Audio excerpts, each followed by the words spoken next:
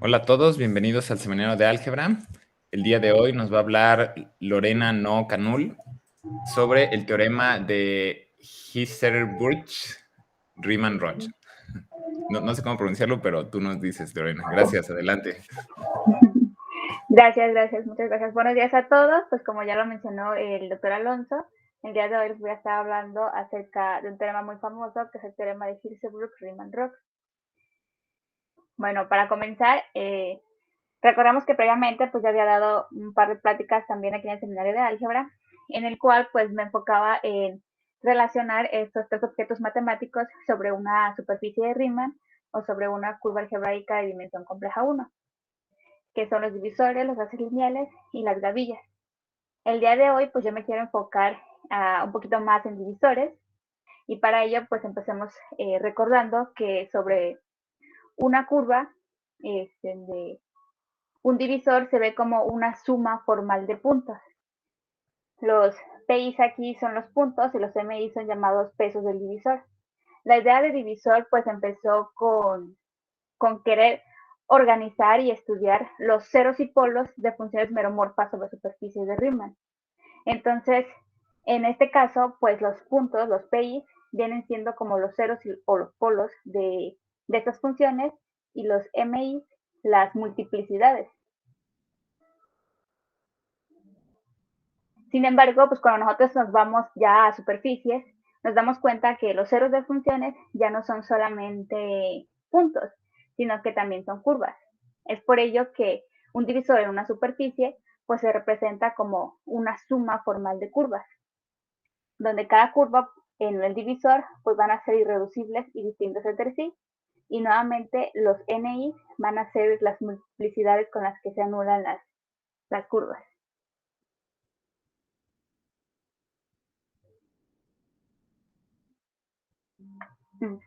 Muy bien, entonces hemos hablado de que cuando estamos en curvas, pues los ceros y polos de funciones son como puntitos. Intuitivamente, pues la curva tiene dimensión 1 y los puntos dimensión 2. Así que vamos a estar diciendo que el punto tiene codimensión 1 en la curva. Pero si nos vamos a una superficie, las superficies tienen dimensión 2, y una curva que tiene dimensión 1, pues va a tener codimensión 1 en la superficie. Así que nosotros podemos pensar en la codimensión como lo que nos hace falta para completar la dimensión del espacio donde vivo. Así que siguiendo con esta idea, pues un punto en una superficie que tiene dimensión 0 va a tener codimensión 2, ya que es lo que me falta para completar la dimensión del espacio donde estoy. Y pues de la misma manera, si estamos en un espacio más grande, pues de las superficies que tienen dimensión 2 van a tener codimensión 1, las curvas van a tener codimensión 2 y los puntos van a tener codimensión 3. Y si nosotros nos regresamos a nuestras definiciones que teníamos de divisores, podemos notar que cuando estamos en curvas, los puntos ya dijimos que tienen codimensión 1, y las superficies, en superficies, las curvas tienen codimensión 1. Por lo tanto, podemos pensar que los divisores son sumas formales de objetos con codimensión 1. Y bueno, cuando nosotros estamos en superficies, que tenemos que los ceros de funciones son curvas, estas curvas pues también pueden intersectarse entre sí. Así que, de manera más general, nosotros podemos intersectar dos divisores, como la intersección de estas curvas en cada, como la intersección pues de las curvas, donde pues D1 viene siendo como las sumas formales de CI y D2 las sumas formales de CI', entonces intersectar los divisores es intersectarlos en cada sumando. Y bueno, todo esto de divisores es porque el teorema de Riemann-Roch, como bien ya leyeron en el resumen, pues ha tenido como que varias versiones a lo largo de la historia. La primera versión que se dio del teorema de Riemann-Roch fue justamente a través de los divisores. Para ello, pues definimos lo que es el espacio de funciones globales de funciones meromorfas en L. Lo vamos a denotar con LD. Y la primera versión del teorema de Riemann-Roch se ve de la siguiente manera. Tenemos un divisor en una curva algebraica X. Entonces, pues la dimensión del espacio de funciones de nuestro divisor D menos la dimensión del espacio de funciones del divisor canónico menos el divisor D es igual al grado del divisor más 1 menos el género de la curva. En este caso, G denota el género de la curva, K denota el divisor canónico, y pues recordemos que también los divisores nos forman un grupo bajo la suma. Por ello, el sumar o restar divisores pues tiene todo el sentido del mundo. Esta primera versión fue dada por Riemann en el año de 1857. Riemann demostró una desigualdad y posteriormente, en 1865, uno de sus estudiantes, Gustav Roch, fue quien demostró la otra desigualdad, y así obtenemos pues la primera versión del teorema de Riemann-Roch. Posteriormente, y pues como mencionábamos al principio, tenemos una relación entre divisores y haces lineales. Por lo tanto, pues se reescribió, se trasladó el teorema de Riemann-Roch al lenguaje de haces lineales y se ve de esta manera. Tenemos un haz lineal en una curva X de género G. Entonces, pues la diferencia del cero grupo de cohomología y del primer grupo de cohomología va a ser igual al grado del haz más 1 menos el género de la curva.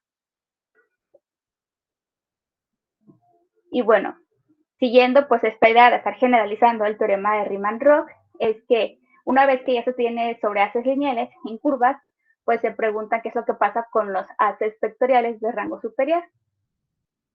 Y de esta manera, pues llegan a la siguiente fórmula del teorema de Riemann-Roch, que nos dice que la diferencia entre 0 y el primer grupo de cohomología de un haz vectorial de rango R va a ser igual al grado de E más el rango por 1 menos el género de la curva.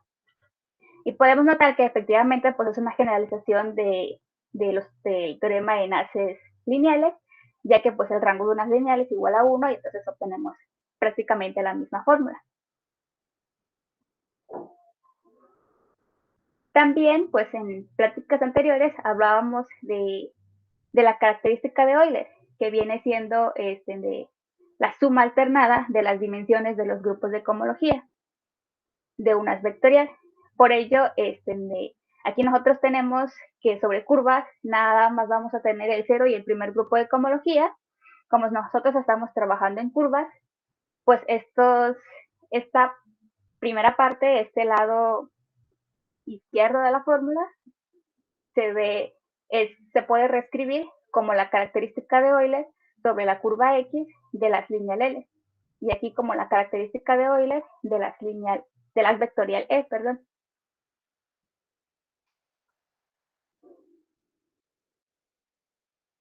Y bueno, ya tenemos pues nuestras versiones sobre curvas, y ahora lo que sigue es de qué pasa en superficies.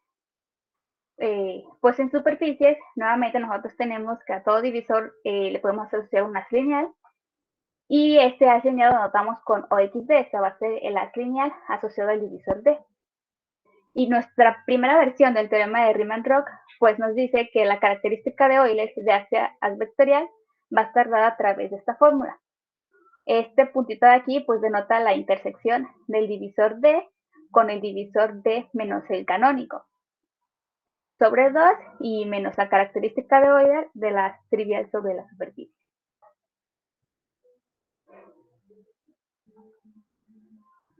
Finalmente, pues en 1954 pues llega Friedrich Hirzebruch y a través de la teoría de gavillas, pues él nos brinda una versión del teorema de Riemann-Roch de manera mucho más general. Por lo tanto, pues es lo que se conoce como el teorema de Hirzebruch-Riemann-Roch, y se anuncia de la siguiente manera. Tenemos un haz vectorial de rango R en una variedad proyectiva suave X. Entonces, la característica de Euler de este haz vectorial sobre esta variedad pues va a ser igual al grado del carácter Riccier de F con las clases de Todd de haz tangente. Y bueno, esta fórmula pues puede resultarnos un poco extraña o muy extraña, Y es por ello que el objetivo pues, principal de esta plática es poder entender esta fórmula del teorema de Riemann-Roch. Y bueno, esta plática comenzó hablando de divisores para entender las versiones anteriores, así que para entender esta nueva versión vamos a empezar hablando de una idea más general que son de los ciclos. Nosotros veíamos que los divisores pues eran sumas formales de objetos de codimensión 1, de dimensión 0 en curvas, de dimensión 1 en superficies. De manera más general, pues nosotros podemos tener sumas formales de cualquier tipo de variedad, de variedades de cualquier dimensión. Si nuestra variedad tiene dimensión K, nuestras variedades tienen dimensión K, entonces hablamos de los K ciclos. Y esos van a ser justamente pues las sumas formales de esta forma, donde cada BI pues es una variedad de dimensión K. A este grupo lo vamos a denotar con ZK. Y pues podemos notar que los divisores pues forman un subgrupo de los ciclos. Si nosotros tenemos una subvariedad W de X, de tal manera que W tiene dimensión K más 1, y nos tomamos una función racional, entonces definimos el K ciclo como la suma formal de los órdenes de phi en la variedad B. Y como les mencionaba, pues el grupo de divisores pues va a formar un subgrupo de los ciclos. Al grupo de divisores vamos a denotar con BK. Y justamente, pues al tener esta contención, como siempre, pues nos hace pensar en el cociente. Al cociente lo vamos a denotar como A sub K y es de pues los ciclos módulo los divisores. Y vamos a tener de un grupo graduado con todos estos ciclos de dimensión K, al que vamos a denotar con A sub estrellita, y es lo que se conoce como el grupo de Chau. Y a manera de observación, pues podemos ver que los divisores en curvas son 0 ciclos y los divisores en superficies son 1 ciclos.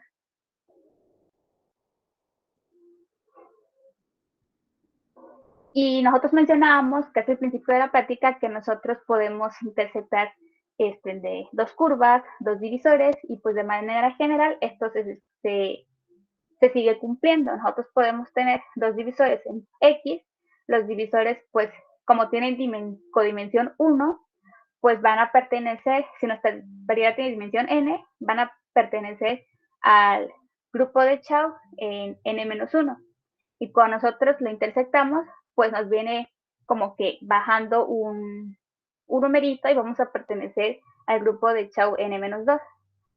En el caso de curvas, pues las curvas tienen codimensión de 1, pero cuando los intersectamos, pues vamos a tener algo de codimensión 2.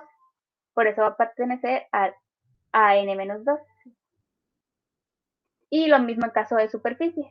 Cuando nosotros lo intersectamos, vamos a obtener curvas en la intersección y nuevamente pues las curvas tienen codimensión 2 al momento de intersectar superficie. Ahí están mis curvas. Y bueno, nosotros también utilizamos el hecho de que a todo haz vectorial, lineal, le podemos asociar un divisor. En este caso, pues no tenemos haces vectoriales lineales, sino que tenemos haces vectoriales de rango R. Sin embargo, nosotros podemos obtener un divisor a través de este haz vectorial. Para ello, pues lo que hacemos primero es proyectivizar este haz vectorial y obtenemos lo que se conoce como el haz proyectivo asociado a F, que va a ser este de aquí. Y en este caso, pues este haz, sus fibras en cada punto son el espacio proyectivo asociado a las fibras de nuestro haz vectorial original. Este haz vectorial pues nos brinda dos homomorfismos bien definidos, que es el primero el pullback entre los grupos de Chau. Entonces voy a tener que puedo mandar un K ciclo en X a un K más R menos un ciclo en el proyectivizado de haz vectorial, de tal manera que se puede que el pullback de D con alfa, pues lo puedo factorizar con el pullback de D y el pullback de alfa. Si nosotros observamos, pues aquí tenemos que de un K-ciclo nos manda al K más R-1, porque cuando lo proyectivizamos, si nuestro A tiene rango R, pues va a tener rango R-1 al momento de proyectivizarlo. Y si nos tomamos un K-ciclo en X, cuando nosotros tomamos su imagen inversa, pues vamos a tener entonces un K más R menos un ciclos, que es como que la copia R menos un veces de su imagen inversa, de este ciclo que nos tomamos. Y tenemos otro homomorfismo bien definido, que es el push forward, que va de los K-ciclos del proyectivizado a los K-ciclos en X, de tal manera que se toma un K-ciclo en B y lo va a mandar a la imagen bajo P del ciclo B. Y el haz vectorial lineal que tenemos va a ser el dual del haz tautológico, que vamos a denotar de esta manera, y nos vamos a tomar entonces su divisor asociado, ya que es un haz lineal, podemos tomarnos su divisor asociado a este haz y lo vamos a denotar con D sub F. Y bueno, estos 3 puntos que tenemos aquí, pues son muy importantes al momento de que nosotros pasamos a definir las clases de Segre, que son como que un paso intermedio para definir las clases de Chern y posteriormente entender qué es el carácter de Chern que veíamos en la fórmula del teorema de Hirzebruch-Riemann-Roch. Y bueno, las clases de Chern pues van a ser homomorfismos de grupos. La yésima clase, de Segre, la yésima clase de Segre, pues va a ir de los ciclos en X a los ciclos K menos I, de tal manera que se toma un alfa y lo va a mandar al push forward de la intersección del divisor asociado F intersectado consigo mismo, R menos sub veces más I, con el pullback del ciclo alfa. Y vamos a definir la clase total de Segre como la suma de todas estas clases, de todas estas yésimas clases de Segre.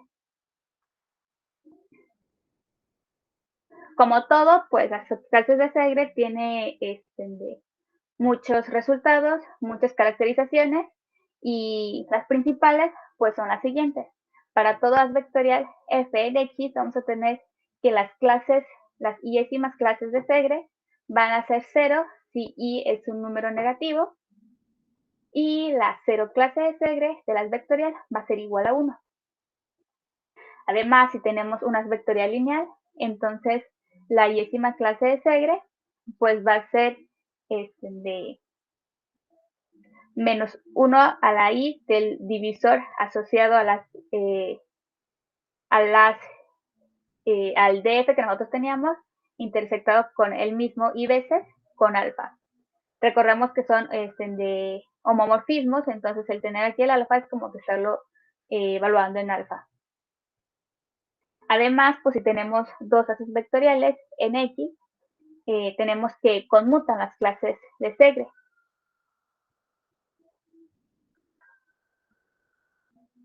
Como homomorfismos, pues ya sabemos que van del késimo grupo de los K ciclos de X a los K menos I menos J ciclos en X y nos tomamos la yésima y la J-ésima clase de Segre.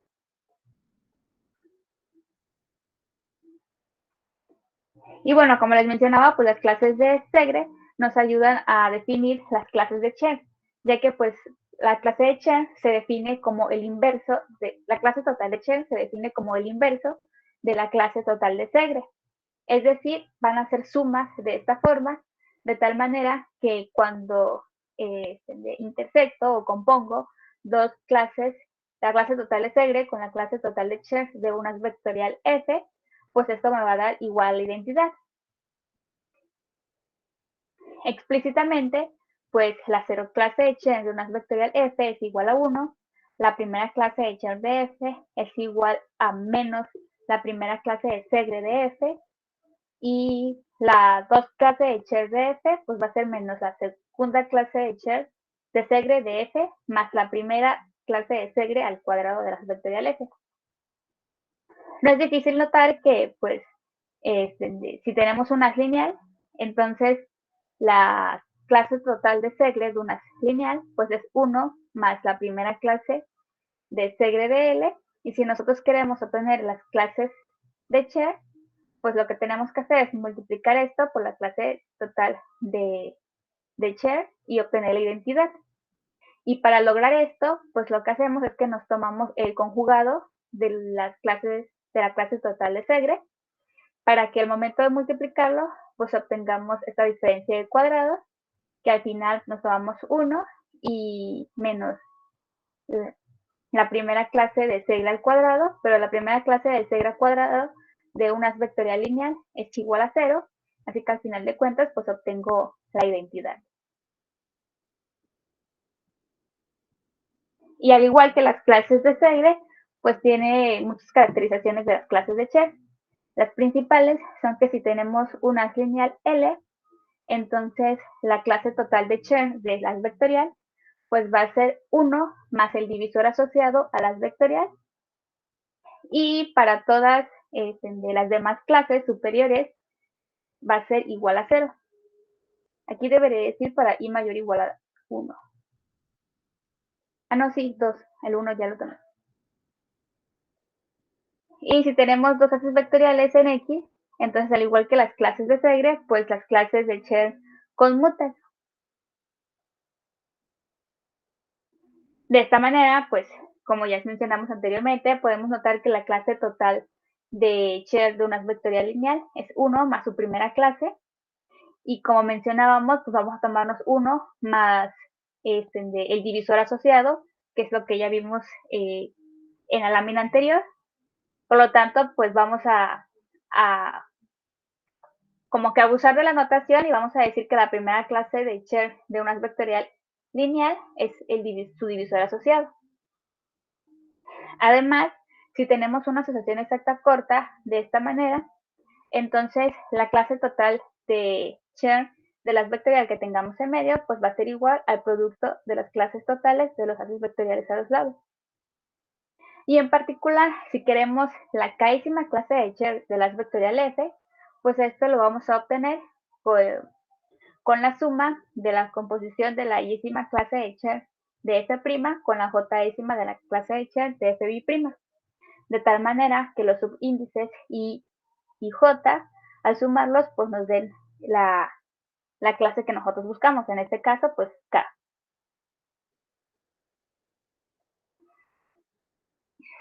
De esta manera, pues si nosotros tenemos una vectorial que tenga una filtración de esta manera, donde los cocientes de Fi con Fi menos 1 son haces lineales que vamos a denotar por Li, entonces podemos notar que tenemos una asociación exacta de esta manera para cada I. Y con lo que vimos anteriormente, pues podemos obtener que las clases totales de los FI de cada FI va a ser 1 más de I, y al obtener la clase total de Cher de F, pues va a ser igual al producto de I igual a 1 hasta el rango de las en el que estoy trabajando, de 1 más de I, donde, como ya habíamos mencionado, pues cada de I va a ser igual a la primera clase de Cher de las vectorial asociado Li.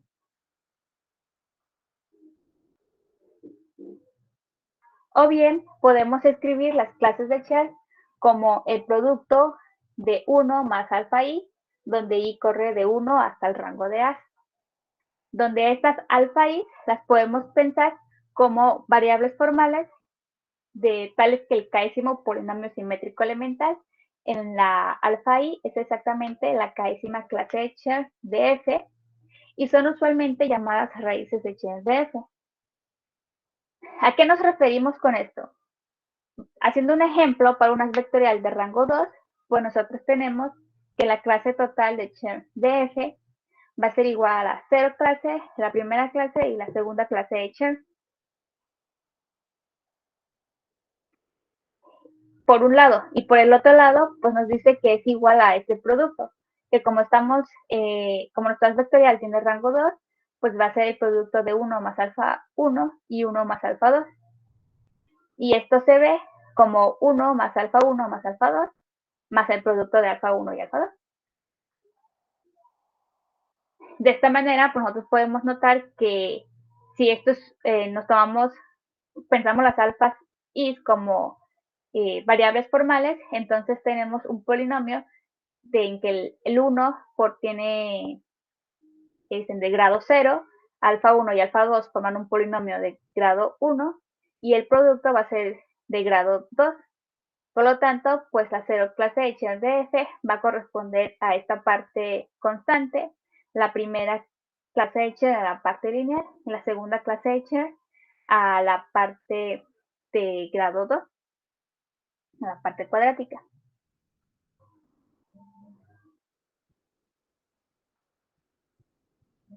Además, con estas raíces de Chern, pues nosotros tenemos que si un haz vectorial F tiene raíces de Chern alfa i, entonces el dual de este haz vectorial va a tener raíces de Chern menos alfa i. Y si tenemos de dos haces vectoriales, F que corresponde a, que tiene raíces de Chern alfa i, y F' que tenga raíces de Chern alfa j', entonces el producto tensorial de F con F' va a tener raíces de Chern alfa i más alfa j. Tenemos de como que otras caracterizaciones, otros resultados, pero en particular pues a mí me van a servir estos dos, así que vamos a centrarnos nada más en estos. Perdón, Lore, una preguntita. En el ¿esos subíndices I, J, I son los de la derecha? ¿Sumas o qué? Sí, este alfa i corresponde a las clases de Chern de alfa i y los alfa j en estos de acá. Los de abajo, los de la derecha. Ah, son. Okay. Sí, y J. Son la notación. Sí. Así es. Muy bien. Y bueno, con estas raíces de Chern es que nosotros definimos el carácter de Chern, el cual se define como la suma de la exponente de estas raíces de Chern, de estas alfas i. Y las clases de Todd las vamos a definir como el producto del cociente de las raíces de Chern alfa i sobre 1 menos la exponencial de menos las raíces de Chern alfa i.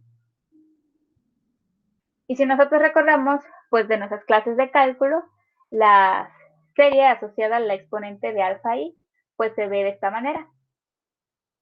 Y la serie asociada al cociente de alfa i sobre 1 menos el exponente se ve de esta manera de aquí. Por lo tanto, de manera un poco más explícita, el carácter de Chern se ve como esta serie que tenemos aquí, donde pues cada C1 corresponde a la primera clase de Chern, el C2 a la segunda clase de Chern y así sucesivamente.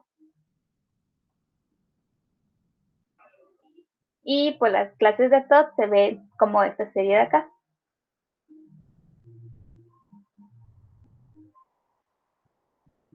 Más aún, si tenemos una asociación exacta similar a la que veíamos anteriormente, pues entonces vamos a tener que el carácter de Chern de la vectorial F va a ser igual a la suma del carácter de Chern de F' con el carácter de Chern de F'. Y las clases de Todd de F van a ser el producto de las clases de Todd de F' y las clases de Todd de F'. Y este carácter de Chern y estas clases de Todd, son los que veíamos en el teorema de Hirzebruch-Riemann-Roch, que ya vimos que se anuncia de la siguiente manera. Aquí tenemos las clases de Chern de F y las clases de Todd de las tangentes. Y el grado pues denota la parte cero dimensional del ciclo alfa. Esto quiere decir, bueno, vamos a verlo con unos ejemplos mejor, porque así yo me explico mejor. Si nos tomamos una haz vectorial lineal sobre una curva proyectiva suave de género G. Entonces nosotros conocemos que, por un lado, la característica de Euler del haz lineal sobre X, pues es la diferencia de las dimensiones de los grupos de cohomología de la vectorial lineal sobre X. Eso es por un lado, y por el otro, pues tenemos que el grado de carácter de Cher y las clases de Todd es igual a esto que tenemos aquí. El carácter de Cher de una vectorial lineal, como ya vimos anteriormente, pues es nada más 1 más la primera clase de Cher de L, ya que el rango pues es 1 y las clases de Cher mayores o iguales a 2 pues son iguales a 0. Y las clases de Todd de la tangente pues es igual a este respecto a la fórmula que nosotros ya vimos de las clases de Todd. Si realizamos la multiplicación, pues vamos a tener todo esto que tenemos aquí. Y lo que se refiere a que, cuando dice nos tomamos la parte cero dimensional del ciclo, es que nos vamos a tomar solamente los que corresponden a la primera clase de Cher, que como estamos en una curva, pues la parte cero dimensional corresponde a las primeras clases de Cher y las otras las vamos simplemente a omitir. Y al tomarnos de la primera clase de Cher de las tangentes, podemos tomarnos su dual, que es el cotangente, y al tomarnos su dual, cambia el signo y tenemos esto de aquí.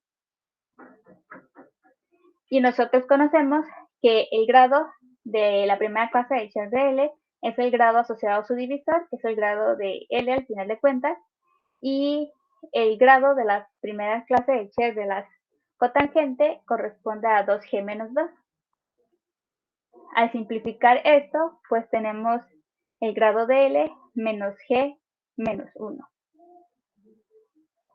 Que si observamos en el teorema que veíamos al principio, corresponde justamente a la primera fórmula que tenemos aquí arribita. Entonces, por lo menos para curvas y haces lineales, el teorema de Hirzebruch-Riemann-Roch coincide con el teorema de Riemann-Roch que vimos al comienzo.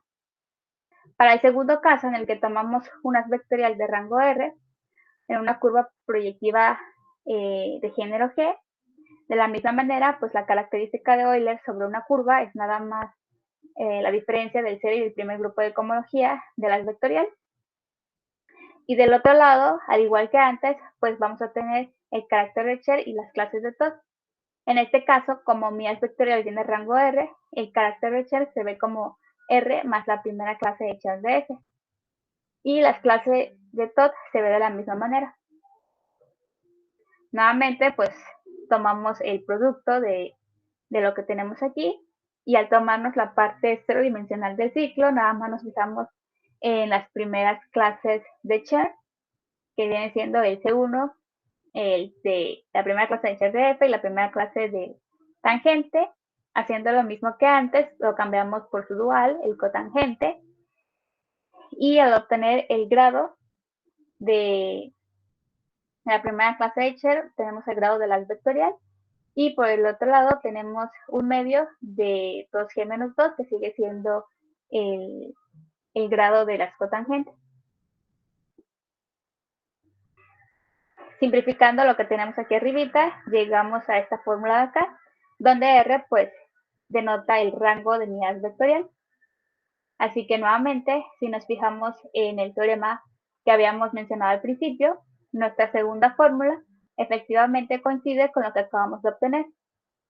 Así que, pues para haces vectoriales de rango R sobre curvas, nuevamente, pues el teorema de Hirzebruch-Riemann-Roch sigue coincidiendo. Finalmente, pues mencionábamos otra versión del teorema de Riemann-Roch para superficies.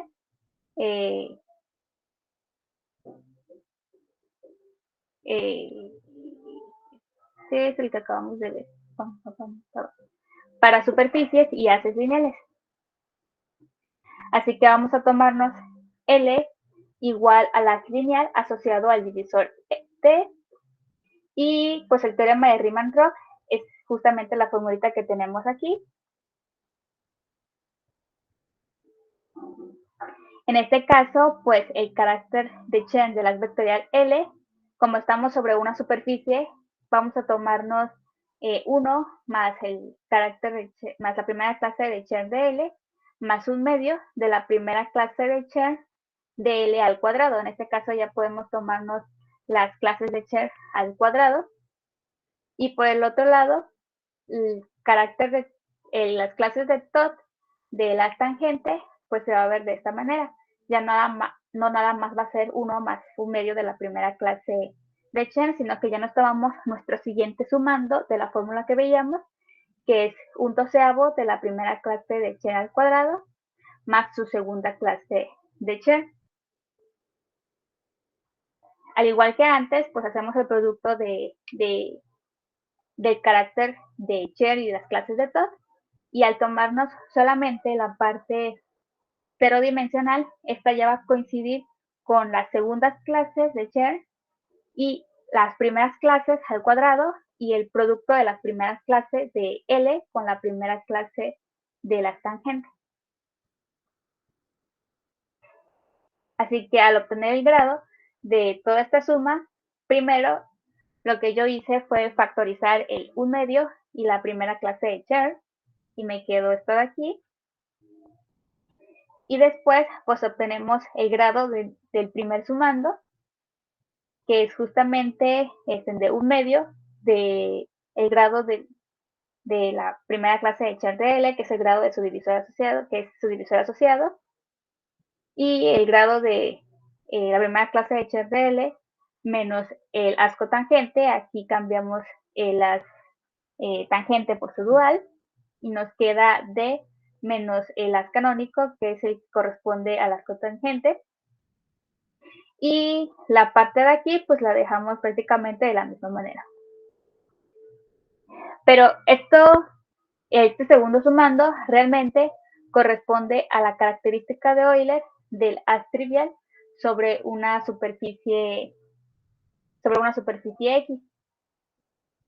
Así que, pues nuevamente, esta fórmula que vemos aquí es la que nosotros tenemos para haces lineales sobre superficies. Es justamente esta de acá. Por lo tanto, pues nuevamente el teorema de Hirsebruch-Riemann-Roch coincide con lo que ya habíamos visto. Finalmente, pues el objetivo de que nosotros estamos estudiando ahorita el teorema de Hirsebruch-Riemann-Roch es porque en el caso de curvas y de haces lineales, nosotros veíamos que fue una herramienta, fue una herramienta que nosotros utilizamos para demostrar una equivalencia entre las estabilidades. Recordemos que en el caso de curvas nosotros tenemos dos nociones de estabilidad, una dada por Mumford, que la da a través de la inclinación de un haz vectorial, el cual es simplemente pues el cociente del grado sobre el rango del haz. Y Mumford nos dice que un haz vectorial va a ser semiestable si tenemos que para todo subhaz f del haz vectorial E, la inclinación de f va a ser menor o igual a la inclinación de E, y va a ser estable si se cumple la desigualdad estricta. Y por otro lado, de Heisenberg también nos brinda su noción de estabilidad y lo hace a través del polinomio de Hilbert. El polinomio de Hilbert es el polinomio que a cada entero m le asocia la característica de Euler del producto tensorial de las vectorial E con un haz lineal amplio L a la m. A este polinomio lo denotamos con P mayúscula, y cuando nos tomamos su coeficiente principal y dividimos el polinomio de Hilbert entre este, pues obtenemos lo que se conoce como el polinomio reducido de Hilbert. Y con esto es que Heisenberg nos dice que un haz vectorial va a ser G semiestable si para todo subhaz tenemos que el polinomio de Hilbert de este subhaz es menor o igual al polinomio de Hilbert de nuestro haz vectorial original. Nuevamente, va a ser estable si la desigualdad es estricta. Y el teorema de Riemann-Roch pues fue una herramienta que nos sirvió para demostrar que sobre curvas pues estas nociones de estabilidad coinciden. Y lo que ahora nos preguntamos es si nos va a servir o cómo nos podemos aplicar para demostrar las implicaciones en las superficies. Sin embargo, pues ya vimos que el teorema de Riemann-Roch pues se ve de manera diferente, ya empieza a meter el carácter de Chern y las clases de Todd, y también pues la noción que tenemos de inclinación de haces vectoriales pues se ve de una manera diferente. En esta ocasión pues vamos a tener esta fórmula para la inclinación de haces vectoriales. Por lo tanto, pues la noción de la mu por estabilidad pues va a ser un poco diferente a la que nosotros ya estudiamos y ya trabajamos. Y nos gustaría saber cómo es que van a estar relacionados si va a existir esa relación entre las nociones de estabilidad. Finalmente, pues estas son algunas referencias que nosotros consultamos para esta práctica.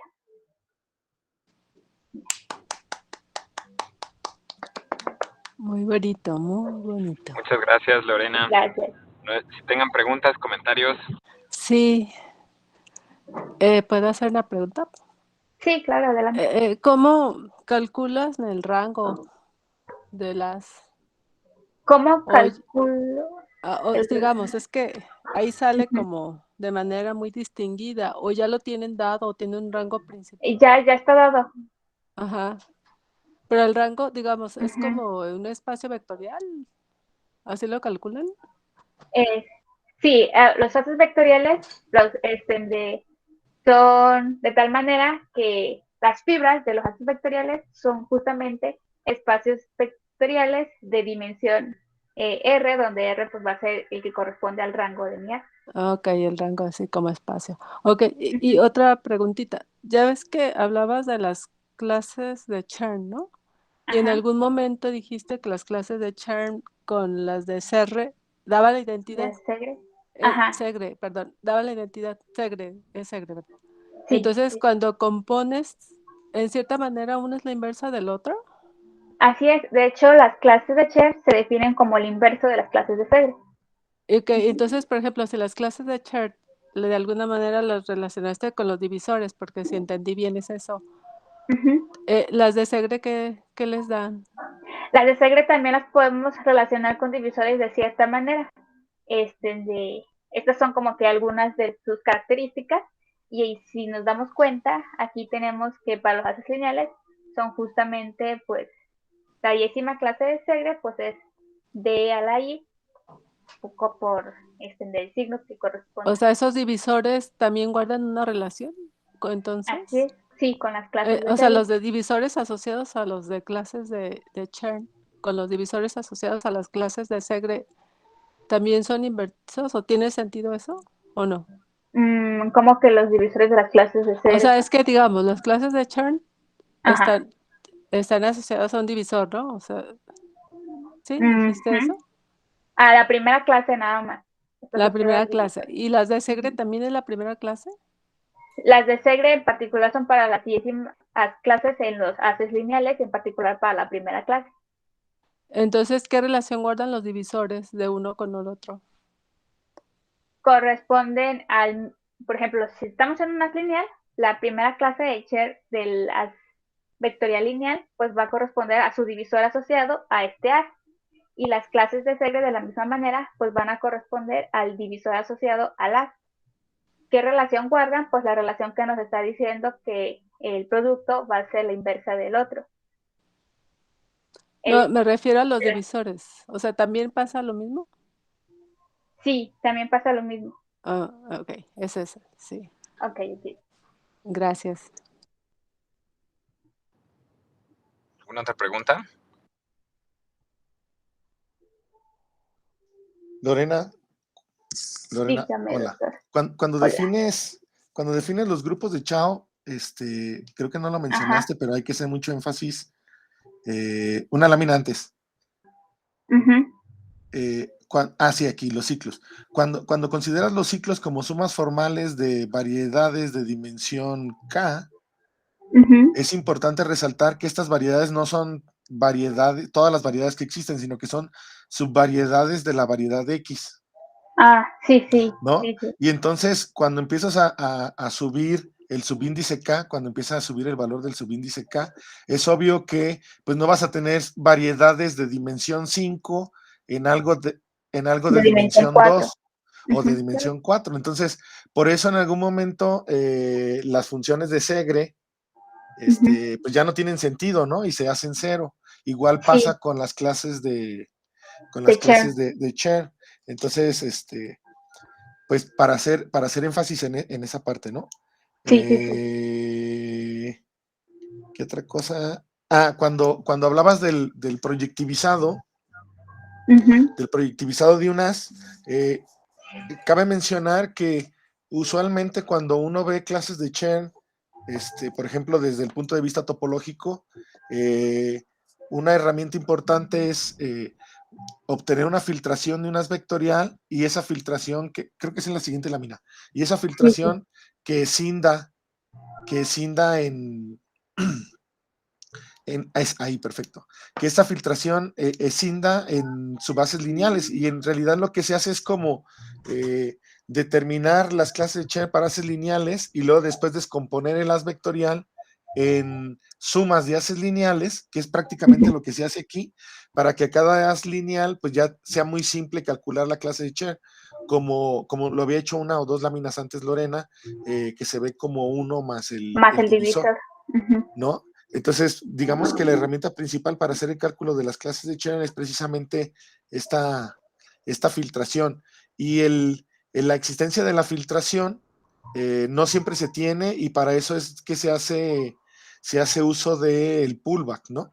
Y se empieza a trabajar con las funciones de pullback y push forward para poder calcular en cualquier haz vectorial las clases de Chern, ¿no? Y mencionar que al final del día, como dijo Lorena, pues este trabajo de tratar de entender el teorema de Hirzebruch-Riemann-Roch es porque nosotros en realidad vamos hacia otro objetivo, ¿no? Este teorema es un teorema para nosotros de paso, y nuestro objetivo final pues es ver la relación entre la estabilidad de haces vectoriales de Segre, perdón, de Geisecker y de Mumford, ¿no? Sí, ese sería mi comentario. Perdón, Osvaldo. Sí, claro. Adelante. Entonces, ahí, ¿para qué metieron Segre? Eso es interesante. Lo que pasa es que existen como varias formas de definir las clases de Chern. Existen diferentes métodos, y todo va a depender de qué es lo que quieres estudiar y cómo lo quieres estudiar. En el caso de álgebra, de geometría algebraica específicamente, no nos interesa mucho la descripción de las clases de Chern como elementos de grupos de cohomología de espacios topológicos, porque nos interesa más como que tenga una estructura algebraica. Entonces, para construir las clases de Chern, lo primero que se hace es construir las funciones de Segre, que las funciones de Segre son funciones que toman estas sumas formales de ciclos o de K ciclos, ¿no? Estas sumas formales que van de los grupos de Chow en los grupos de Chow. Y si defines las clases de Segre de esta manera, entonces, al igual que pasa con divisores, pero ahora aquí considerando subvariedades de distintas dimensiones, al igual que pasa con divisores, cargas con cierta información algebraica, que para el geómetra algebraico esta descripción es mucho mejor. Entonces, por eso, sí es un poquito como técnico aquí este asunto.